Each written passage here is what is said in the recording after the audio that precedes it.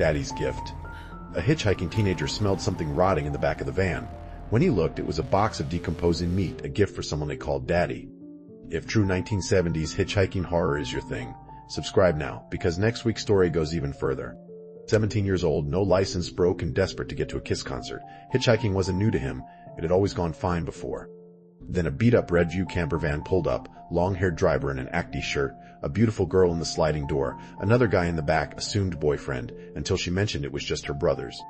Headed to the same show, apparently, he climbed in. The girl, he'll call her Janice, lit a joint almost immediately, windows shut, filling the van with smoke, laughing, talking rock and roll, though the band seemed oddly disinterested in music itself. Then the smell hit. Not weed. Something underneath it, rot mixed with something floral, something chemical, overwhelming even through the haze. Will, the driver, glanced back and asked if Daddy would be okay. Grown men calling someone Daddy, strange enough on its own. Janice worried aloud about how something involving a person named Charlie might affect Daddy. He asked, tentative, if Charlie was okay, a relative maybe. She laughed. They didn't know Charlie. They loved him though. Something about Daddy feeling spiritually free while Charlie got to work, before being usurped. A sinking feeling. Manson. Was Daddy a reference to Manson? Were these people followers? He tried playing along, pretending fandom. Janice deflected, announced it was too hot in the van, and pulled off her shirt entirely. Old cigarette burn scars, healed but visible. She kept the conversation on him, questions designed to keep his attention on her. Had he hurt anyone? No, she hadn't either. But Peter had stories. Then she told him to look at the gift they were bringing Daddy. He leaned over the back seat. The smell hit like a wall. A clear plastic box, full of unidentifiable animal, or possibly worse, remains crawling with maggots. He couldn't tell if it was human. No bones visible, just rotting tissue.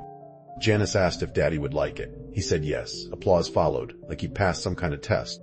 Half an hour of forced small talk followed. He became increasingly certain this wasn't heading to any concert. He needed out, but jumping from a moving vehicle wasn't an option. A gas station appeared. Will needed gas. Janice wanted jerky. He claimed he desperately needed the bathroom. They let him out.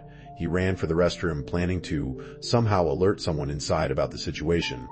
He didn't need to. From inside, he heard tires screeching, the van speeding off.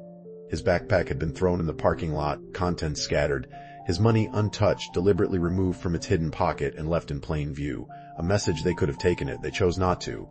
He told the gas station attendant everything. She was baffled. No actual crime had been committed.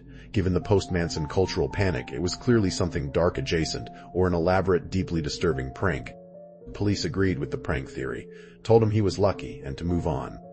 It still haunts him. Who was Daddy? What was actually in that box? Were Janice, Will, and Peter ever connected to any of the cult raids that followed in the years after?